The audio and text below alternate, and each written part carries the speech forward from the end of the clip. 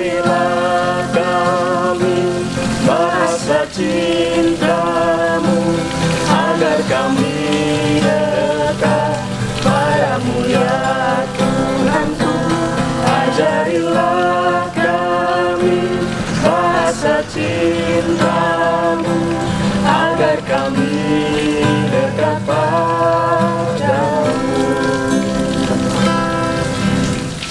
Ya, selamat pagi. Masih bertemu lagi dengan saya Resta dan Saya Evan dalam acara Sarapan Pagi.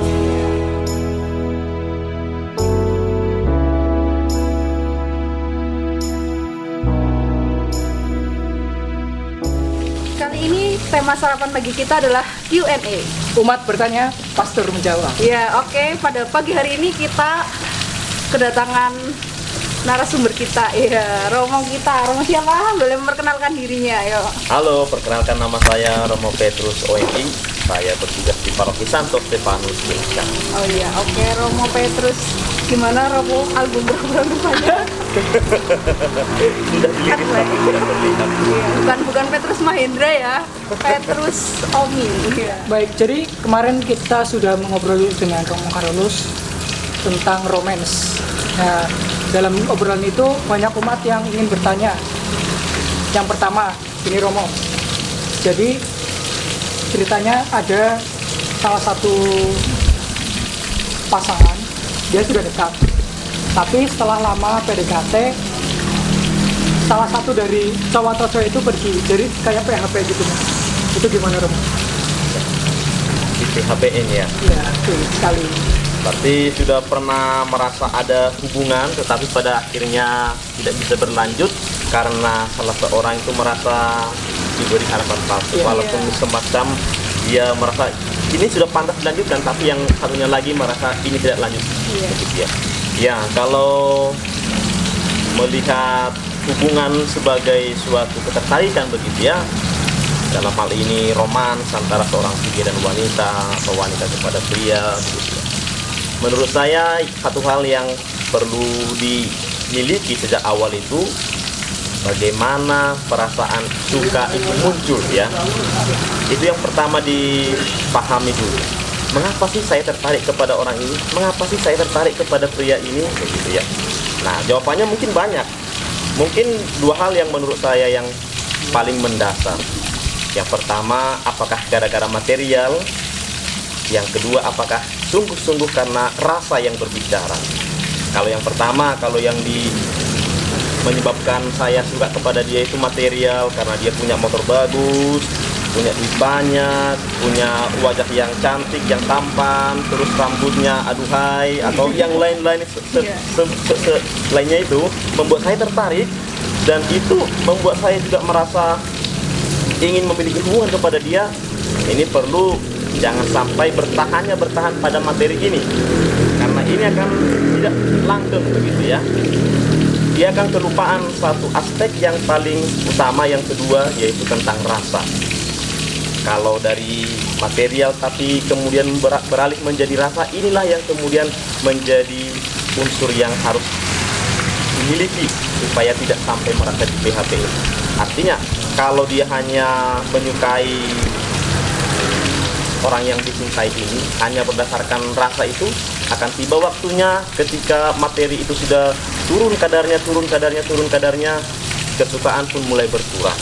Lalu dia merasa saya sudah buat ini, tapi kok tidak punya balasan. Nah, ini nih yang membuat dia menjadi salah pengertian tentang hubungan, bahwa rasa jauh lebih dibutuhkan daripada sekedar penemuan, memulai hubungan oleh karena saya sudah buat ini. Nah, itu yang pertama.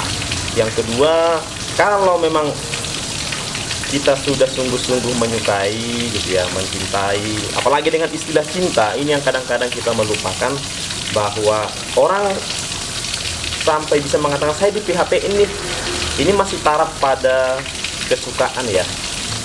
Masih pada taraf saya menyukai, bukan saya mengasihi, apalagi mencintai gitu ya. Saya menyukai itu kan masih erat hubungannya dengan apa yang saya buat, apa yang saya kasih, apa yang dia punya, barang begitu ya. Contohnya saja begini, kita melemparkan gelas yang cantik ini ke jalanan, orang akan mengatakan sayang ya gelasnya di ini dibuang. Kan mengapa sayang? Karena ini benda yang bagus loh. Tapi kalau kita berbicara kepada manusia, apakah kita gunakan sayang ya dia dibuang? Nah, kalau kita mengatakan seperti itu, berarti kita menempatkan dia sebagai sebuah barang. Tetapi manusia kan jauh dari sekedar barang itu. Apalagi ketika berbicara dengan rasa.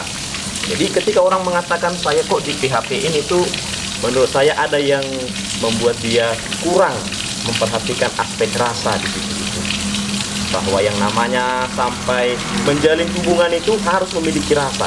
Kalau memang tidak ada rasa berarti dia bukanlah jodoh dalam arti yang lebih serius.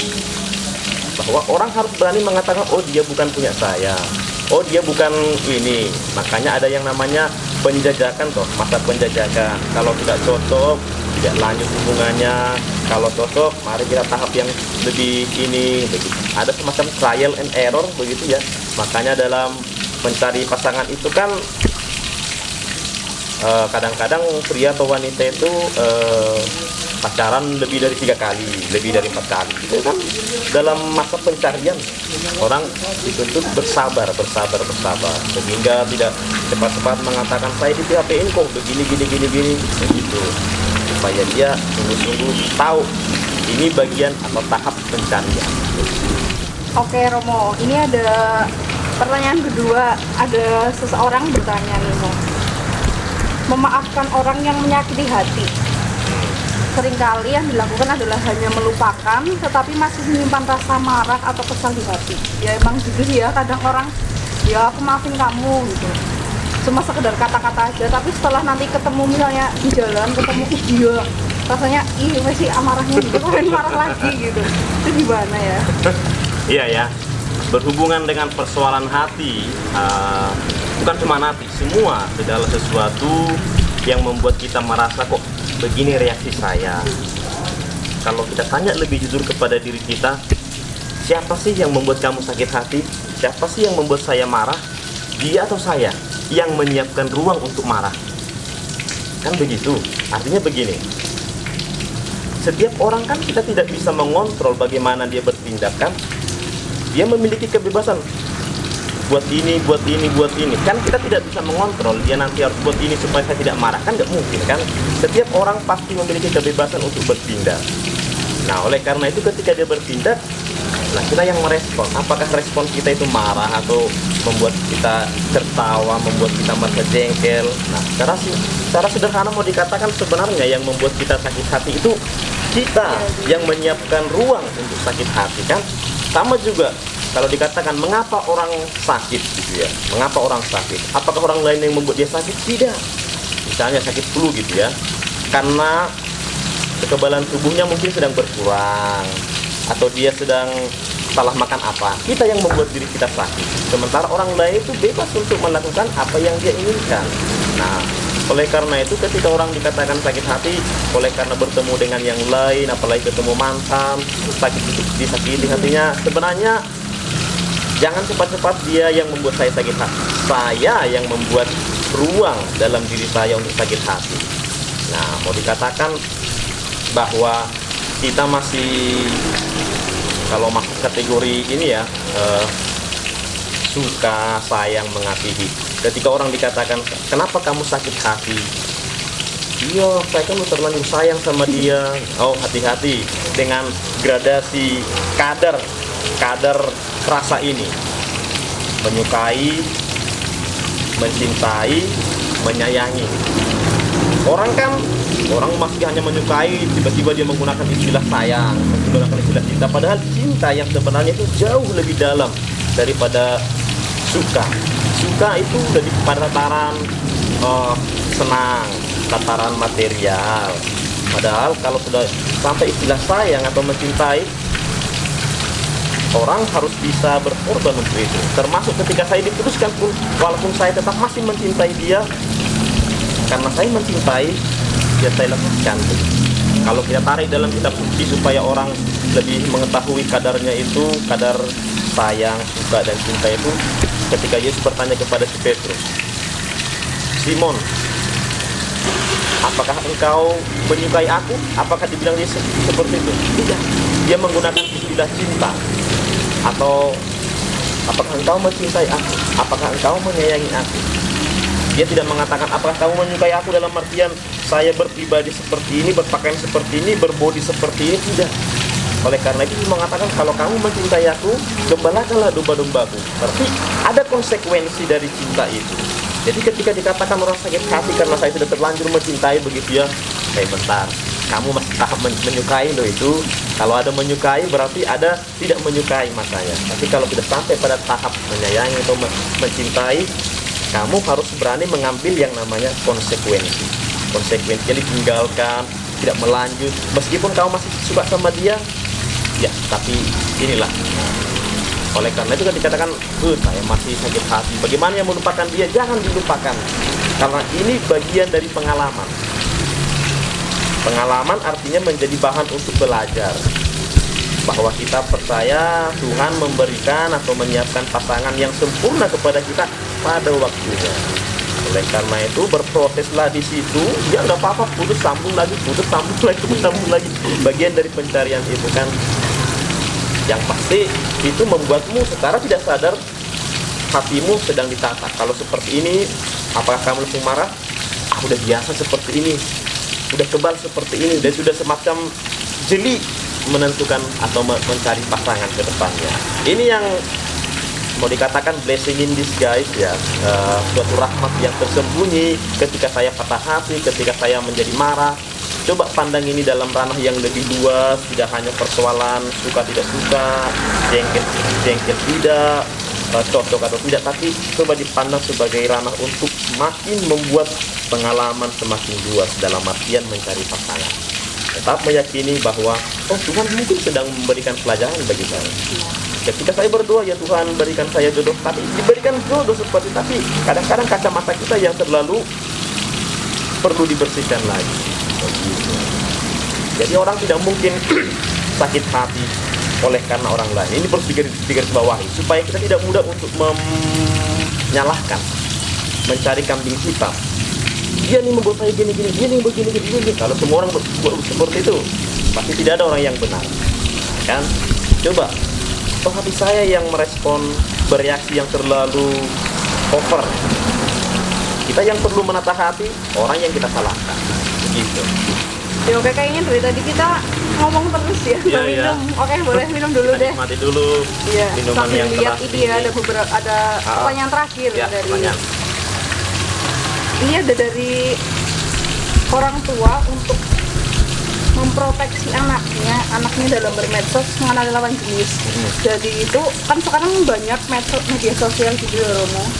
Mereka itu mengenali lawan jenis lewat media sosial dan akhirnya mereka kan mungkin karena sering settingan setiap hari, mungkin telepon, jadinya tumbuh rasa gitu kan ya. Ya, terus akhirnya mungkin karena mereka penasaran gitu akhirnya ketemuan lah. Dan ya orang tua kan jelas khawatir gimana cara orang tua sikap terhadap seperti ini ya. Ya, ini permasalahannya kadang-kadang gampang-gampang susah ya. Mengapa dikatakan gampang? Ya, karena ini persoalan zaman sekarang. Menggunakan sosial media itu sesuatu, mau dikatakan kebutuhan juga tidak. Mau dikatakan itu sesuatu yang penting juga tidak. Mau dikatakan tidak perlu dilakukan juga. Pada kenyataannya semua mengharuskan kita menggunakan alat ini. Lalu ketika dikatakan juga orang tua membatasi penggunaan sosmed juga supaya anaknya tidak bertemu dengan pujaan hatinya juga tampaknya tidak selalu bijaksana. Mengapa? Karena di rumah dia tidak mengakses sosial media, tapi di sekolah bertemu dengan temannya, di mana-mana, semua di sarana kita menyediakan sarana untuk alat-alat ini, mengakses ini semua. Bagaimana orang bisa mengontrol? Ini yang pertama harus dimiliki. Orang tua sekarang tidak bijaksana kalau mengontrol dalam artian membatasi dia untuk menggunakan sosial media itu, apalagi untuk mencari pujaan hatinya itu. Entah laki-laki entah perempuan itu.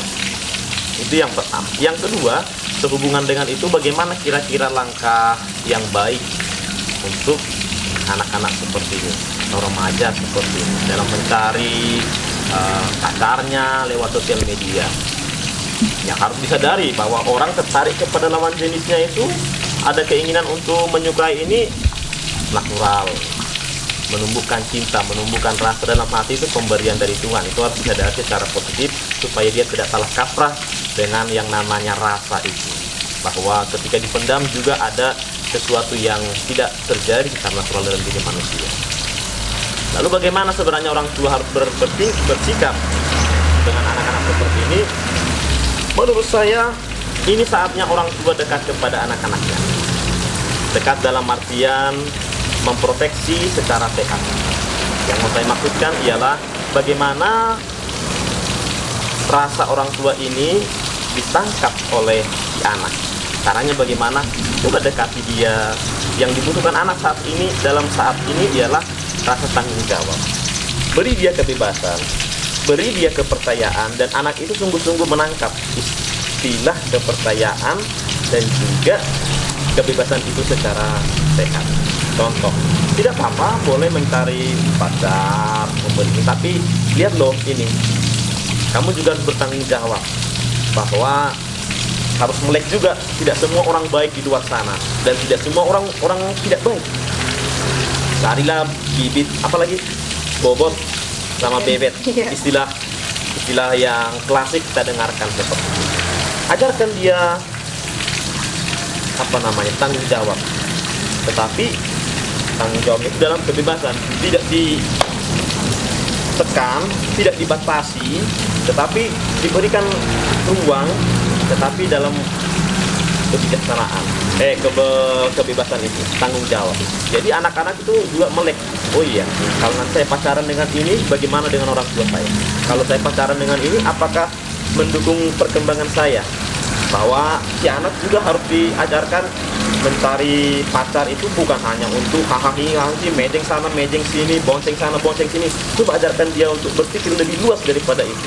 Apakah ini mendukung saya untuk menjadi lebih baik atau hanya untuk senang-senang yang belum waktunya? Lebih pada ini, pendekatan itu. Kalau si anak sudah menangkap arti dari kebebasan dan juga tanggung jawab, rasa-rasanya juga orang tua akan selalu melihat anaknya dalam kacamata yang positif, bukan kacamata untuk mengawas-awasi, mengamati kalau dia ini lalu memberikan hukuman. Si anak pasti tentu tidak akan menerimanya. Ada waktunya dia menerima, pasti akan memberontak. Dekati dengan kebebasan dan juga rasa tanggung jawab, membuat si anak menjadi semakin dekat. Jangan-jangan dia menjadi lebih dekat kepada orang tuanya, lalu sharing tentang pacarnya ini, kan lebih bagus seperti itu. Baru orang tua bisa memberikan masukan. Adakah pesan dari Romo untuk umat yang sedang mencari pasangan? Ya, karena ini masih dalam kategori romantika, hal yang penting bagi kita untuk miliki, entah itu kaum muda, entah itu orang tua, entah itu remaja, atau siapapun, coba kita melihat ini dalam kerangka untuk belajar mencintai, belajar untuk mengasihi. Jangan belajar untuk menyukai. Kalau belajar untuk menyukai dalam artian lebih panjang itu, kita akan jatuh kepada hal-hal yang senang, tidak senang, suka, tidak suka, materi yang pertama kita lihat. Tetapi coba kalau untuk belajar untuk mengasihi, mencintai, pasti kita akan lebih dalam memahami hubungan yang serius saya dengan yang lain. Kalau untuk misalnya para remaja yang sedang mencari pasangan, kok saya suka sama ini ya, kok saya suka sama ini ya, sama juga pemuda-pemudi, dan juga orang tua, kategori mencintai ini coba dipandang bukan hanya untuk memberikan saya rasa nyaman. Kalau saya mencintai dia, apakah dia mencintai saya seperti saya mencintai dia? Ini juga pertanyaan yang harus kita miliki supaya tidak terjerumus kepada hal-hal yang tidak seharusnya, entah itu pergaulan yang salah, pergaulan bebas yang salah, ataupun mencari pasangan yang salah karena tidak mengenal dia lebih dalam, yang berujung kepada ketidakcocokan, pertengkaran, atau sesuatu yang tidak kita inginkan. Coba kita pandang dia, apakah saya sungguh mengasihi dia? Jadi kadarnya itu menjadi lebih dalam, atau saya hanya sekedar menyukai? Yang kedua ialah apakah dia juga mengasihi saya seperti saya mengasihi dia? Kan Yesus mengatakan, kasihilah sesama manusia seperti dirimu sendiri. Apakah dia juga mengasihimu seperti dirinya sendiri? Kan ini masih dalam ranah mengasihi, mencintai. Jadi bukan hanya tahap menyukai, dari saya menyayangi secara parsial, tapi coba mengasihi lebih utuh. Kriterianya, apakah saya sudah mencintai atau tidak, apakah saya masih kategori menyukai atau tidak, itu berkurban. Apakah saya sudah rela berkurban untuk dia, apakah dia rela berkurban untuk saya. Ini kriterianya. Kalau jawabannya masih belum, nah ini yang perlu dicari. Apakah ini hubungan yang pantas dilanjutkan atau cuma dicukupkan di sini? Apakah dia hanya untuk mencari yang nyaman-nyaman saja dengan saya? Apakah saya hanya untuk mencari isi dompetnya? Nah, tapi kalau saya sudah berani berkurban, entah itu waktu, entah itu perasaan, entah itu bahkan harus melepaskan dirinya, itu baru sesuatu yang harus dimiliki lebih dalam. Dan hubungan yang didasarkan oleh kasih, oleh cinta yang sehat, itu jauh lebih langgeng, bertahan. Mau buktinya, coba lihat pasangan-pasangan yang ulang tahun pernikahannya 50, 40, 30. Kalau hanya didasarkan pada suka tidak suka, pasti sudah mereka bubar oleh karena dinamika persoalan. Tapi kalau mereka sudah ini, memang ada dinamika, tapi mereka dasarnya sudah kokoh dari bawah. Tidak lagi saatnya hanya untuk mencari kesenangan, tapi saya membutuhkanmu,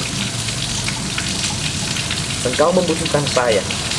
Ini yang menjadi kata kunci supaya kita tidak salah pilih mencari pasangan, mengelola rasa kita, dan membuat kita menjadi sehat dalam beremosi, berempati, dan untuk mengasihi. Terima kasih Romo atas kebersamaannya bersama kami di Q&A Sarapan Pagi.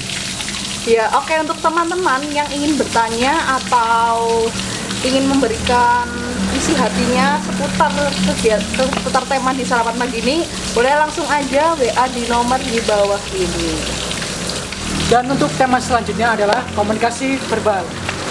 Jadi untuk kalian yang mau bertanya-tanya kepada kita tentang komunikasi bersama keluarga, bersama masyarakat, atau teman, sahabat, dan lain-lain, bisa langsung chat di bawah ini, di nomor ini. Ya, semoga Sarapan Pagi hari ini dapat menginspirasi teman-teman semua. Dadah. Jangan lupa terus nonton Sarapan Pagi agar kualitas hidupmu sehat bergizi.